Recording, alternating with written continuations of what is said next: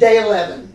Sought through prayer and meditation to improve our conscious contact with God as we understood Him, praying only for the knowledge of His will for us and the power to carry that out. That's a tall order. Big step. I spent pretty much 16, 17 years avoiding doing this step.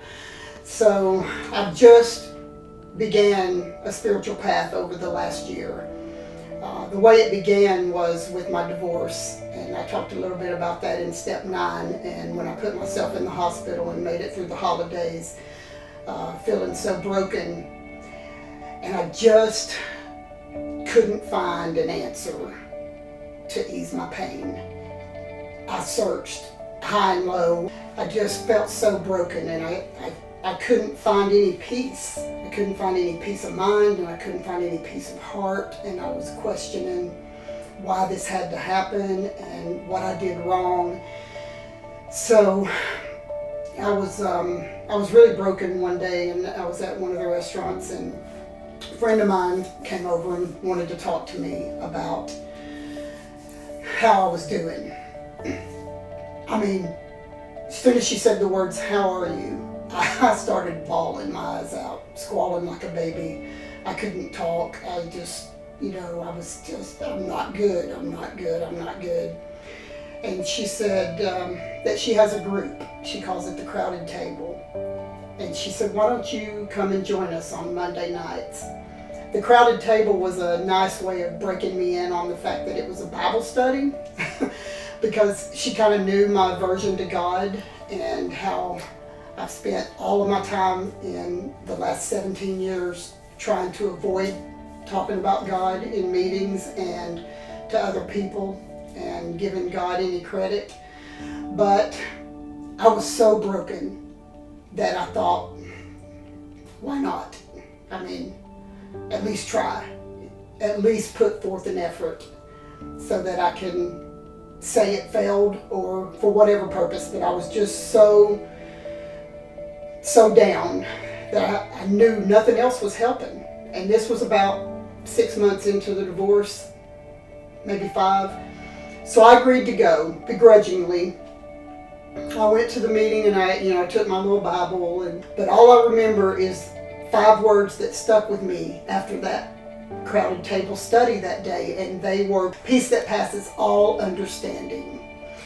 So I said those words over and over in my mind over the next couple of weeks, and I was like, I really don't understand what it means to have peace of mind. So I started really getting into the 11th step, and I started praying for no reason. Before, I'd only had to have a time when nothing would ease my heart other than to fall to my knees and pray, and that only happened a handful of times, less than single digits, that I did that in my whole life. But I started making a conscious effort to pray and to listen for God's answer. And I had all of these people around me tell me that if I rushed into making decisions, that I was going to miss what God had in store for me. So I started taking those things to heart, and I have no explanation for where it came from. But I started to find a peace, and it gave me a calm. I remember times when I thought that I had found this calm before. Early sobriety, years 7 through 12. From years 12 to 17, I stopped going to meetings. 4.5 years in there, I stopped going to meetings. And when I stopped going to meetings, all of that rage and all of that anger and all of that fear of losing something I have or not getting something I want, all of that emotion came rushing back in. And my addiction to chaos started all over again. I had a little meeting with my spiritual advisor when I first started going, and she told me in that meeting that God has had his hand on me all along. And I said that in an earlier step when we talked about it, but I didn't really start believing it until the last 6 months. Now I know that God has his hand on me all along. I know that I've never succeeded when I've acted out in my own self-will. But my favorite line in the big book is that the only problems I have are those that I cause for myself when I break out in a rash of self-will. I don't have to do that today.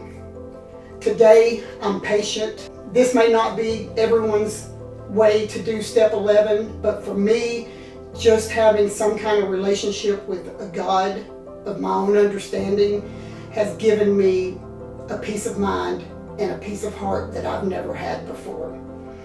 I know that you can find that as well. Don't feel bad about it. God ran me out of plenty of meetings. I always said, they always told me, if God or gratitude runs you out of a meeting, alcohol and drugs will run you back. Well, for me, I was fortunate enough that it did. When in the beginning, I would not stay in a meeting that talked about God. I couldn't do it. But here I am, nearly 19 years later, and I'm finally understanding what part of my program God has had all along and how His direction has led me to where I'm at today. And you know, it's a good day to have God in my life. And I know that you can find that as well. Tune in tomorrow for step 12.